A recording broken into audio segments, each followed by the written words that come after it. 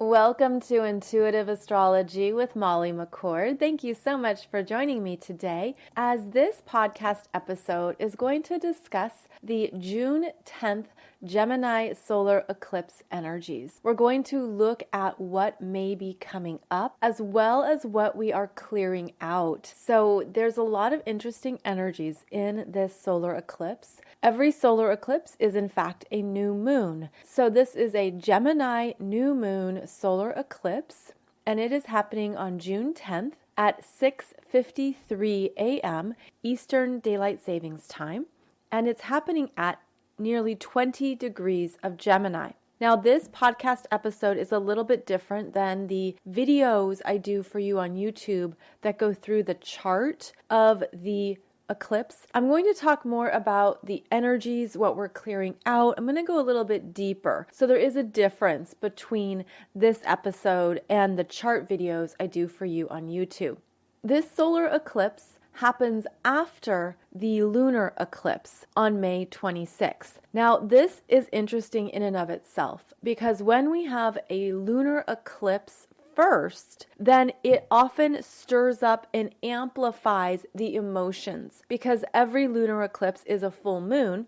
And when that energy is first, something comes up. There's an awareness, there's something that rises up in us that is illuminated. Then when we have a preceding solar eclipse, we are bringing the pieces together and understanding what we want to begin after that lunar eclipse. Typically in an astrological cycle, we would have a solar eclipse that plants the seed that is intentions and new beginnings, followed by the lunar eclipse, where the energy is illuminated, even amplified, where we have new awareness that comes in after the solar eclipse. But in this case, the energies are reversed. So it tends to be that it's more emotional before the solar eclipse, that something comes up, there can be more chaos, perhaps even messier. Things could feel like they get tossed up in the air and you're trying to sort it out and bring it together. What do I do with this? Then by the solar eclipse, there's an understanding of what matters, what your priorities are, what your intentions are, and what you want to focus on going forward. So that can be helpful in understanding the flow of energies, that the lunar eclipse is more emotional, and then the solar eclipse is, okay, what am I going to do with this? What have I learned? What have I come through? What have I understood? Now, what am I choosing going forward? And this particular Gemini solar eclipse is really quite fascinating because we have the sun and the moon together at 19 degrees of Gemini, 47 minutes. Now, whenever it's 30 minutes or higher, we typically round up, and that's why we're calling this 20 degrees of Gemini, which makes it also conjunct Mercury in Gemini retrograde at 20 degrees. So the sun, moon, Mercury, all huddled together at exactly 20 degrees of Gemini. This is where you want to look in your natal chart, at that 20 degrees, because this is where the universe is bringing your attention to focus on something. And more specifically in Gemini, not only is it communication, information, details, travel, your local environment, it's the stories that we have ingrained within us, the stories we create, the narrations that we move through, how we perceive the world, perceive our lives, perceive other people, and how we then create stories and information based on what we are seeing. So we have a strong Gemini focus, and Gemini is ruled by Mercury, who is in his home sign of Gemini retrograde. So there's a lot here about how we use our minds. And if our minds are really processing and seeing everything, understanding everything, how many messages are we absorbing and taking in? And with this eclipse, because Mercury is the ruler and Mercury is retrograde, we can be more contemplative. We can be considering, reconsidering, reprioritizing, reorganizing, reevaluating. There's a lot of mental energy in the eclipse, but it's under review. And that's happening with the Mercury retrograde at the eclipse point. So there's something at this solar eclipse that's coming up for review. But I feel like you already know what it is. It's already something that you've been aware of since May, since the middle of May, if not sooner, because Mercury first went to 20 degrees of Gemini on May 18th, 19th, 20th. The eclipse is here at 20 degrees of Gemini. And then Mercury goes over this degree point again early July 3rd and 4th. So there is a process underway of considering what our minds are telling us, what stories we're creating, what energy is coming up that we can look at in a deeper way now. And then to add even more interest to this current energy, all three of these planets in Gemini are being squared by Neptune in Pisces, which is now at 23 degrees. And this is a new degree point for Neptune. That's a big deal. That's because of how slowly Neptune moves through each astrological sign. And when it goes to a new degree point, it opens up new energies in our charts. So now that Neptune is at 23 degrees of Pisces, it's in the third decan of Pisces, which is between 20 and 29 degrees. And since 2011, we've really been going into more of what it means to be spiritual, intuitive, emotional, how we connect with energies we don't see, but we feel and we sense. Neptune went into Pisces in 2011 and opened up our spirituality more, our ability to trust ourselves, our ability to let things go and to trust the flows of life. Now at this eclipse, with Neptune at a new degree point, there's a new level of trust, a new higher understanding that's opening up. And it's actually asking us to honor our own mastery. Honor what you have really understood about your relationship with God, Source, Spirit, the universe. Where are you more masterful at surrendering? Where are you better at trusting? Where are you able to be okay not knowing all the details or all the particulars? This is also the energy of how we let go, of how we say, okay, I understand this phase is over, or this situation is over. Something within me is elevating itself. It's going up to a higher perspective, a higher point. And that Neptune in Pisces wants us to go higher and to trust our higher selves, to trust more outside of our human faculties, outside of our human mind and how we absorb energy and see things and what we take in. This is a reminder that we have the ability to go higher and to trust even more. And I feel like this Neptune in Pisces is going to ask us to apply this knowingness, to really be in a place of supreme trust in yourself and to practice detachment. That's another key word here as Neptune moves through Pisces, is the detachment, where you're okay if one thing happens and you're okay if it doesn't happen, because you know that the universe will come forward with another solution, with another option. You don't have to figure it all out. You don't have to be in that place of managing, organizing, bringing in all the particulars. This Neptune in Pisces is asking us to exhale, lean back, release, and allow the energies to take care of us. So we could also be looking at how we feel supported by universal forces, how we feel supported by what we need, how we feel supported in our lives. And that's based on your trust and your ongoing relationship with Spirit. And so this could be a time when you're opening up to more spiritual guidance, and perhaps you're just simply asking even more. You're asking for a solution or the way forward. You're asking and then detaching from the how. And that is essential with these ongoing energies. And what we're practicing is that the how can show up in so many forms, in so many ways. And are you able to step back from being in control of that? quote unquote control. Because what we're also looking at is how dearly loved we are, how deeply respected and cherished we are just being in these human bodies. And when we couple that with a growing trust in the divine and a growing trust in ourselves, we elevate above the mundane. We're no longer needing to overmanage, overorganize, overcontrol, figure out every how and every particular. And that Neptune in Pisces also reminds us that we need to take a break. We need to relax. We need downtime. We need to be involved in things that are artistic, creative, really lift our energy, take us out of only being in our heads, and opens us up to even more of what we can create or experience, the messages that we can receive, the intuition that we can trust. So this Neptune in Pisces is opening us up to even more energies that we have access to and that we can play with.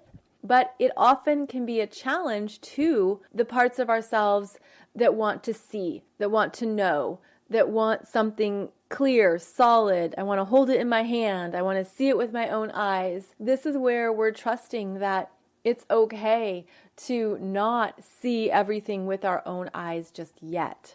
These Neptune and Pisces themes are very important during this solar eclipse because of how Neptune is squaring those 3 planets in Gemini. Again, the moon, the sun, and Mercury retrograde. And that square from Neptune diffuses and dissolves. It removes. It takes things away. It says, oh, just kidding, you can't have that. Or, oh, just kidding, that's going to change. And there can be this energy where what you're mentally focusing on can be challenged by the higher energies of Pisces that say, can you step back from that? Can you get out of your mind and consider other potentials, other ways of moving through this, other ways of experiencing something that you might not know right now, you might not see it right now. Neptune challenging Gemini energies like this means that we may be at a loss for words. We might not know what to say if we're too much in our heads. And this is where, when we trust our intuition, when we trust what feels right, when we trust the energy or the emotions coming up, we'll get exactly what we need. Or we'll have the right word, or we'll be able to say what we need to say. It will just look different than how you planned it. So I feel like this could be both a confusing energy at this solar eclipse, and it could also be an opening energy if you're really in your head a lot, which is the Gemini energies. And it's a bit like reminding your brain, hey brain, you work for me, I don't work for you. So if there's been too much mental spinning, if there's been things you've been trying to figure out and organize and bring together, something you want to write or say, speak, communicate, chances are the energy is going to flow when you trust what you're feeling and sensing, and you're not hung up on the exact word choice or the exact particulars.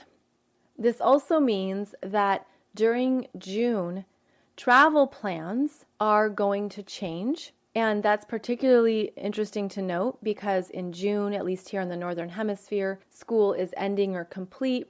People are on the move for vacations, for traveling, to seeing friends, seeing family. And so this influence here is saying that there will be travel delays. There will be changes in plans. There'll be rerouting. There may be some resources that don't show up or fall through. There is a requirement to be flexible and go with the flow.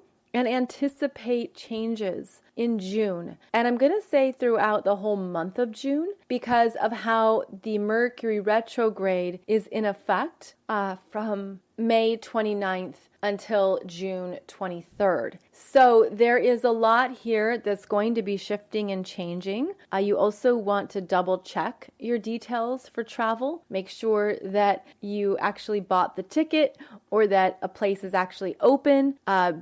Be aware that this could be something that comes up around traveling, and think about how different states and countries have different travel restrictions now. And maybe you want to really get clear if you're traveling to a different location, what is required upon entry, because it could be very confusing. It could be unknown. There could be some things that you didn't see the first time, and now when you arrive or right before you leave, there's new information that comes out. So I feel like there's going to be confusion in June around travel and movement, what's open, what's closed, what you can do, what you can't do, what's required. And there could be a lot of inconsistencies where one day it says this and the next day it says that. So this is where there can also be the frustration and the sense of what do I believe, what is really accurate. And I think that's going to be a theme in June. Now, another thing that's coming up here during this solar eclipse is that on July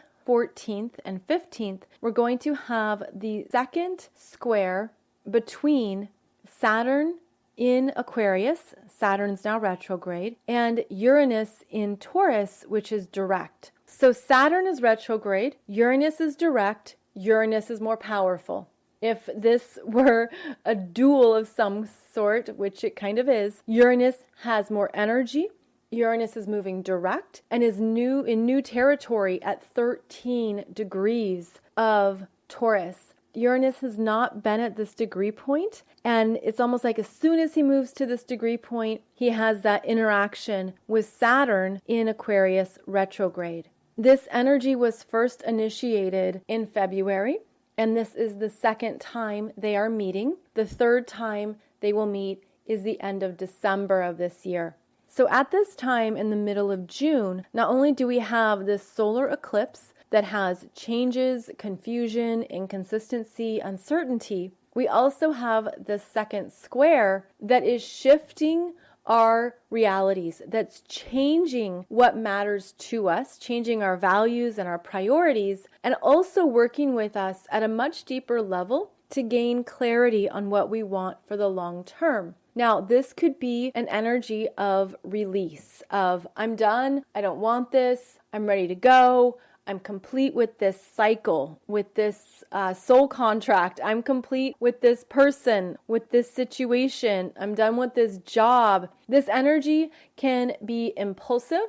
It can be the part of you that is feeling so much pressure that you want to relieve it somehow. And this is where there can be the chaos or the breakdowns. This is where you just say, I don't even care what happens. I just want a change, or I just want movement. I'm just ready for something different, something new. Again, this energy can feel like if you've been holding it together in some manner. You've been holding it together at your job. You've been holding it together with a family member. You've been, trying to work something out, or you've been wanting a solution or looking for something to open up or shift. I feel like this Saturn squaring Uranus is an internal pressure that is showing us there's always another way, another option, and it's out of your mind, meaning it's not what you think it is. There's something that has to change in your physical reality.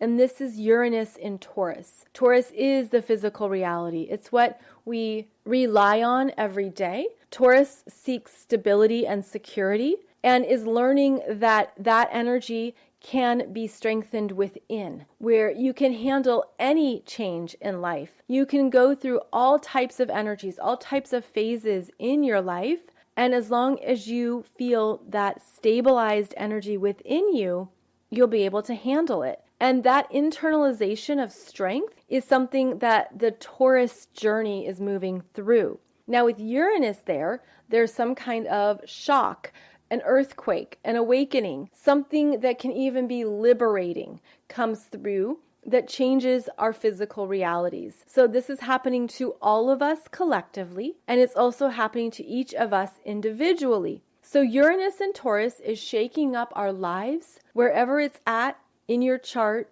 At 13 degrees of Taurus, you're looking for a release from pressure.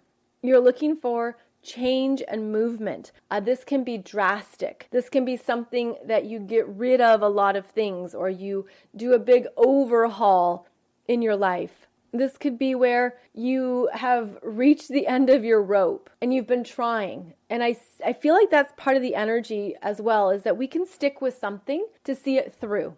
Or we made a commitment, or we said, I'm going to do my best with this. I'm going to show up. There could be a sense of responsibility. There could be a sense of, I need this because I've relied on this for so long.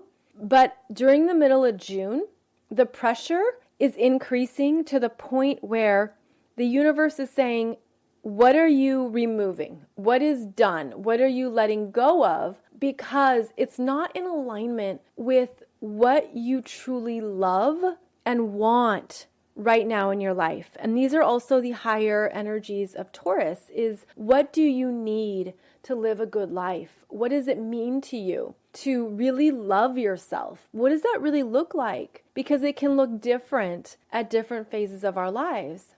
What does it mean to love who I am and honor who I am? And with the square to Saturn in Aquarius that's retrograde, which means it's reviewing and it's internalized energy, that Saturn in Aquarius retrograde can be about people. Aquarius is groups of people, the people you know, the people in your community, in your tribe, in your circles. It can also be related to your life direction, to what you want to experience, the visions we have, where we're going, what matters to us. And when we have this square, we're prioritizing ourselves first, and it means that other people's energies are not as important, not as influential as perhaps they were, especially earlier in the year when there was this first square. So you could be reassessing relationships and priorities. You could be reassessing who you listen to,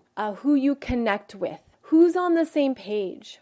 This energy can also be rebellious, but that can be a good thing. And I think of it as, because this Uranus in Taurus is stronger, the energy is, I need to do this for me. I need to do this because I want it, because I deserve it, because I'm ready. And that's reason enough. And never mind what everyone else says or what other people's opinions are. Never mind any of that. And that can be interesting where, again, what was really big for you earlier in the year, like the people you listened to or the opinions that you were hearing or even what you were taking in from the world, that could shrink down in June where you're like, that doesn't matter as much to me as I thought it did, or that isn't as important as it used to be.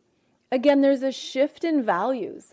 There's this shift in priorities, and the shift is into yourself. The energy is internal and it's bigger. It's like this fullness that's been growing and blooming, and it's similar to a flower that has been slowly blossoming, and now it's opened up, and it's opened up to more of its own self-love, self-worth, self-value. And the Taurus energy wants us to understand we're worthy and we're loved for everything that we want, or anything that we're dreaming of, or anything that we could hold as valuable. And then the Uranus energy is often fast moving. And it says, yes, I'm going to go for it. Yes, this is reason enough, because I no longer need the insights and feedback from the peanut gallery. I no longer need to listen to the audience, quote unquote, which is also Aquarian. Aquarian is the audience, the people, the crowd, and all of that.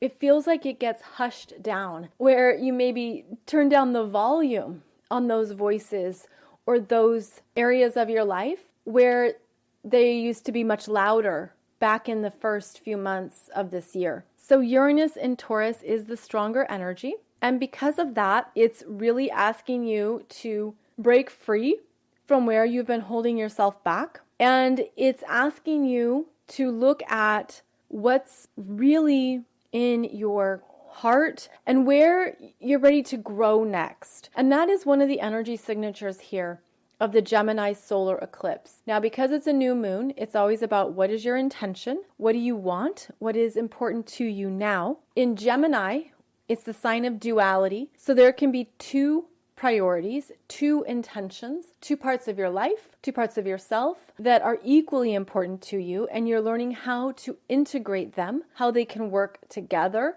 how they can be on the same page, and also where this energy is revealing that it's time for change. And that's one of the energy signatures also of the May 26th Sagittarius total lunar eclipse is change. So that's really the theme. If we were to summarize what eclipse season is about here, is that we're all shifting and changing in significant ways.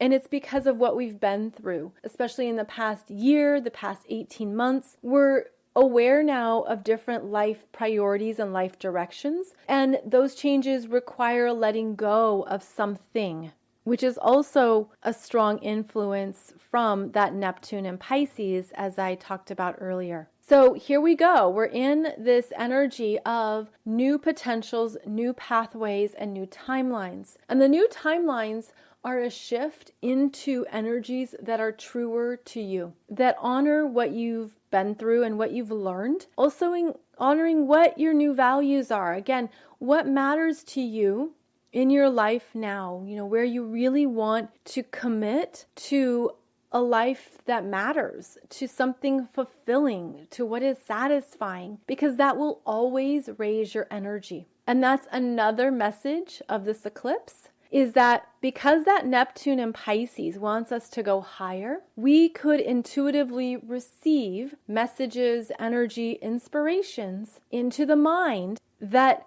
jolt us forward, that show us more of what we love and enjoy. And the mind is needing to be more receptive because of that influence from Neptune and Pisces, meaning it is important to quiet the mind, go for walks, exercise, get out of your head, get into your body, make time to meditate and to calm the mind, especially if there's a lot of anxiety, worry, or anything coming up around the changes. You're safe. You're always safe. You're always safe during changes. And this is where that Gemini nervous system can be very active, where there can be a lot moving through us as changes unfold. And it might feel like there isn't much steady ground just yet. So know that we are made to shift and change during these energies. We are equipped to do so,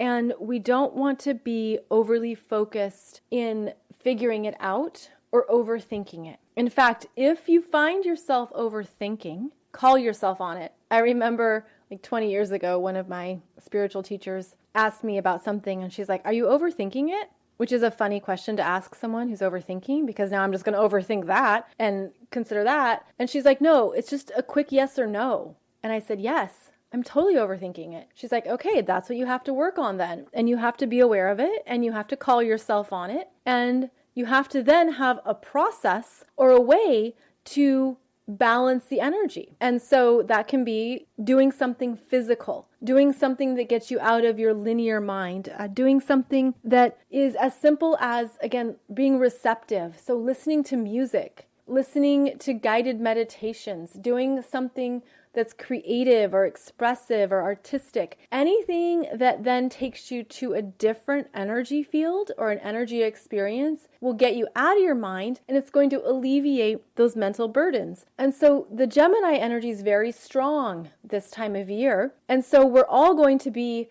thinking a lot and moving through things in our minds and probably doing extra sorting, analyzing, overanalyzing, looking at every direction or every possibility. And it can all be a waste of time, because have there been times in your life when something's been very big in front of you? So you've been thinking about it and getting clear on the details and specifics, and you've been trying to know what's going to happen. And then what happens next is not even something that was in your awareness, or you didn't plan it, or didn't see it unfolding in that way. So we have to know when to say, brain, shut up, and consciously move our energy towards something else. This is about a self-management. This is also knowing yourself. Because if you have strong Gemini, strong Mercury, strong third house, or strong air signs in your chart, air signs are Gemini, Libra, Aquarius, then your go-to is the mind. Let me figure this out. Let me think about this. Let me see what this could be. And that is certainly a strength because it is very intelligent. It's an energy of ideas and possibilities and discussions, conversations, a lot to say, a lot that wants to be expressed. The mind is very on. But there is energy here where it can just be too much. It's just too damn much. And we don't even realize it at times. And then we don't know how to get out of it. So I feel like this solar eclipse is going to open up new ways for us to work with all of our energy, all of ourselves, all of our physical self, our intuitive self, our spiritual self, our emotional self, because the mind is going to be too confused if it's trying to figure everything out. And that's where you can just say, I don't know. I'm not sure. I don't get it. I don't know what's going to happen. And that can be very powerful, not powerless. It can be, I'm not sure what's going to happen, but it could be really amazing. It could be better than what I'm thinking of or what I'm planning.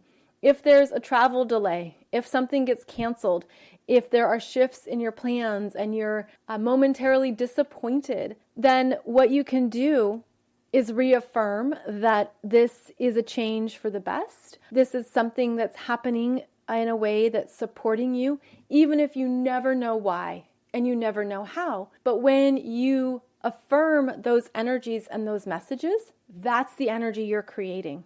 And in fact, I'm realizing that I just practiced this the other day because my son and I are traveling in late June, and I just received a notification from the airline that they changed our flight to a red eye, which I do not like red eyes, but I'm like, all right, I'm just going to go with it. Let's just see how this plays out. Maybe it's a better option. Maybe the flight will change again. Maybe there'll be something else that opens up. I'm just going to roll with it. I'm going to stay on top of it and check the details of it. I don't prefer it, but I trust this is happening because I'm always supported. So giving yourself those reminders is also going to calm down the mind and settle the nervous system. Settle down the parts of us that can really go into worry, anxiety, even panic. And if that's coming up for you, then it's extra important for you to do trusting exercises. Because if you've been too much in your head and you haven't been trusting, then you have the opportunity here to shift that to be more balanced, because you could be unconsciously really stirring yourself up, really getting that anxiety or that nervous system going because you haven't developed other tools of trust, other tools that remind you that there's more than just the mind. There's more than just what you're thinking. There's other ways to connect with all of your energy that will alleviate the mental burdens. So again, that is about going into parts of yourself that maybe you're less familiar with, whether that's your intuition or your physical self. That's the energy of opening up the mind as well and saying, okay, there's more that could be happening here. And it's okay if I don't figure it out right now. It's okay if I don't have all the answers at this time. And as soon as you let it go, as soon as you say, all right, I'm not sure how this is going to play out, but I trust it's going to be amazing. I trust it's going to be right for me. I trust what I need will show up. When you do that opening to the trust, then it will bring in exactly what you need.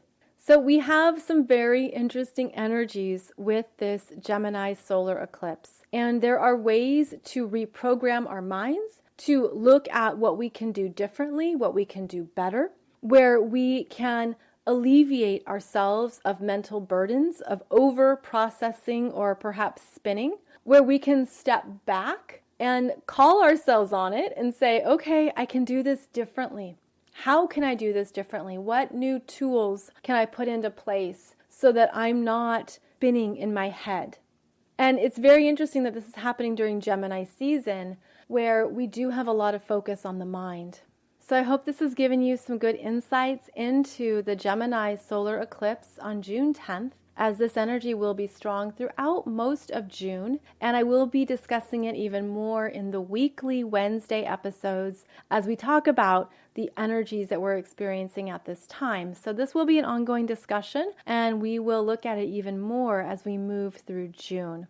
So thank you so much for joining me. As always, I appreciate your time, energy, and presence for this podcast. You can find out more about me over at mollymccord.online, and be sure and check out my YouTube channel, where you'll find a number of playlists that talk more about your astrology chart as well as the current astrological energies. Thank you, as always, for being here, and I look forward to connecting with you very soon. This podcast happens every Monday and Wednesday, and I am grateful that thousands of you around the world are interested in going on this astrological journey with me. I'll see you back here really soon.